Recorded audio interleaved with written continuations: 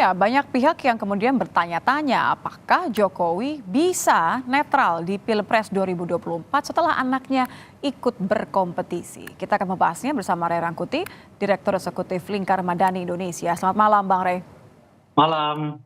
Bang Ray, kalau kita lihat ini kan beberapa pihak ya, katakan saja begitu, menuding bahwa ada perilaku tidak adil dari aparat di daerah.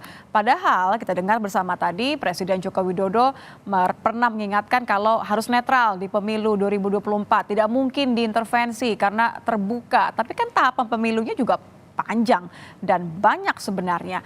Harus disikapi seperti apa tudingan ini oleh Jokowi? Iya, saya kira bukan ke Pak Jokowinya dulu ya. Itu juga harus diingatkan kepada masyarakatnya dulu Oke, jadi ke siapa dulu? bahwa sekarang ini, ya masa bahwa sekarang ini praktek jauh lebih ampuh dari kata-kata gitu. Jadi kalau politisi ini bisa mengungkapkan banyak sekali kata-kata indah, tapi yang perlu dicari itu adalah apa yang mereka lakukan di lapangan gitu. Hmm. Dan kita baru ingat ada pertemuan makan siang dengan tiga paslon, tiga capres ya, dengan Pak Jokowi, tapi berbilang 2 hari setelah itu Pak Jokowi ketemu dengan relawan yang menyatakan dukungan kepada salah satu pasangan calon presiden. Gitu. Hmm. Sertaan dengan itu muncul banyak keluhan terkait dengan apa namanya itu ya, katakanlah semacam ketidakadilan terhadap pemasangan baliho di mana-mana. Ada yang berkesan begitu mudah dengan jumlah yang begitu sangat masif, tapi ada yang berkesan seperti dihalang-halangi macam-macam, termasuk beberapa kegiatan-kegiatan mereka ya, gitu. Jadi dan ini semua tentu di wilayah kekuasaan ya, di wilayah presiden gitu. Kalau terkait, kalau mengingat bahwa yang menurunkan apa istilahnya itu ya, baliho-baliho itu adalah Satpol PP, itu kan jelas berada di bawah Kementerian Dalam Negeri gitu Mhm. ya. Kalau berkaitan dengan kesulitan untuk membuat adanya semacam apa izin atau pengiyakan lah begitu ya terhadap aktivitas-aktivitas dari pasangan calon tertentu, tentu itu kaitannya dengan kepolisian dan itu berada di bawah presiden gitu. Jadi semua hal itu yang menceritakan kepada kita lagi-lagi jauh lebih baik melihat apa yang terjadi di lapangan dari sekedar kata-kata. Termasuk tadi yang disebutkan oleh Pak Jokowi, bahwa pemilu ini transparan, macam-macam, dan sebagainya. Berteori sih memang begitu, gitu. Tetapi tidak harus menghubungkannya lah dengan apa dengan sikap netralitas presiden. Pada faktanya kan kita bisa lihat terjadi praktek jual beli suara, ya, terjadi sengketa yang begitu masif pada hasil pemilu ya, atau pilkada, gitu kan, macam-macam dan seterusnya itu gitu. Jadi sekalipun dinyatakan ada saksi partai macam-macam, tapi praktek-praktek yang selalu mengancam pada keabsahan pemilu itu cukup lumrah ya terjadi di berbagai pemilu kita gitu. Dan ini semacam persoalan klasik gitu.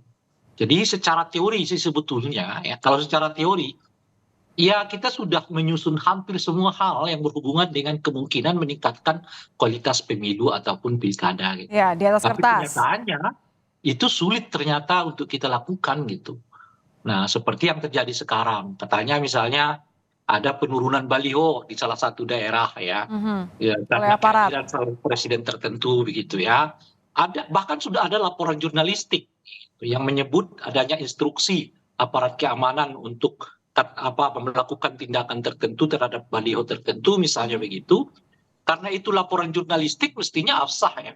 Tapi kenyataannya kan itu juga diabaikan. Baik diabaikan oleh presiden sebagai kepala pemerintahan yang membawahi ya aparat keamanan kita dalam ini Maaf Bang Rey, polisi. saya harus konfirmasi ini. Ya, Jadi Anda melihat bahwa Presiden mengabaikan adanya tudingan-tudingan, laporan-laporan, bahkan tadi yang berangkat dari jurnalis begitu, bahwa ada praktik ketidakadilan. Anda melihat bahwa Presiden mengabaikan semua hal ini?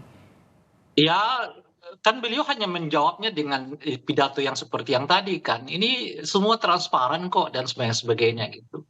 Padahal dengan adanya laporan jurnalistik itu mestinya lebih dari cukup sih menurut saya ya untuk presiden mengingatkan kembali bahwa semua aparat di bawah kekuasaannya harus benar-benar menunjukkan sikap netralitas gitu.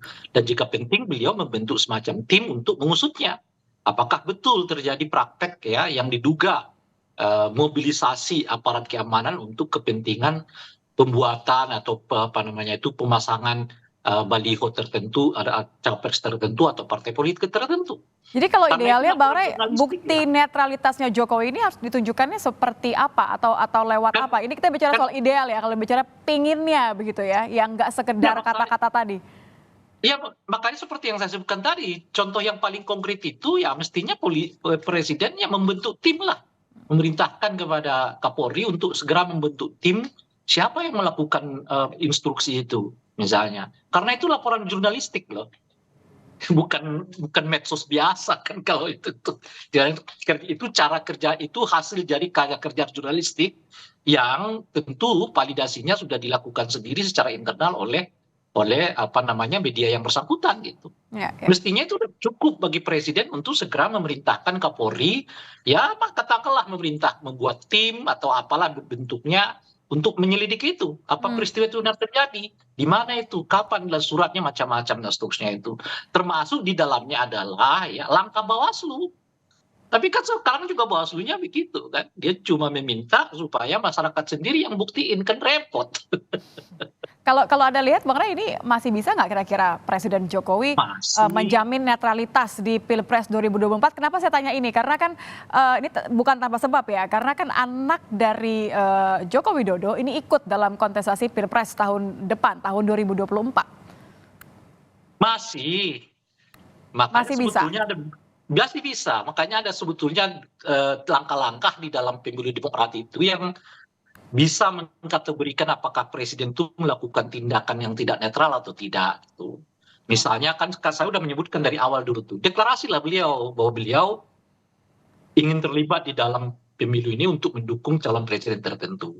Sehingga kita bisa mengawasinya, tindakan beliau seperti apa, langkah beliau seperti apa, macam-macam dan seterusnya gitu. Oke, jadi bisa dan mau harus terwujud berlindung di dalam belakang. aksi gitu ya, dalam tindakan ya Bang Rey? Tunggu dulu ya, jangan berlindung di belakang pernyataan saya netral gitu loh. Padahal tindak tanduknya sebetulnya tidak netral gitu. Nah, makanya saya mengatakan itu deklarasi saja. Nah, supaya hukum-hukum pemilu yang berhubungan dengan pejabat negara berlaku kepada beliau gitu. Oke, jadi kalau boleh saya simpulkan, harus bisa dan mau, tidak boleh berlindung di balik deklarasi saja. Iya, nggak bisa. Makanya seperti yang saya sebutkan tadi, udahlah. Coba perintahkan Kapolri untuk segera mengusut tuh kasus dugaan adanya mobilisasi aparat keamanan untuk kepentingan pembuatan, penyebaran baliho capres ataupun partai politik tertentu. Dimulai dari situ aja. Baru kita akan lihat langkah-langkah berikutnya seperti apa dan seterusnya itu gitu. Oke, baik. Terima kasih Bang Rey Rangkuti, Direktur Eksekutif Lingkar Madani Indonesia sudah bergabung bersama kami di Kompas Malam. Selamat malam Bang Rey. Malam.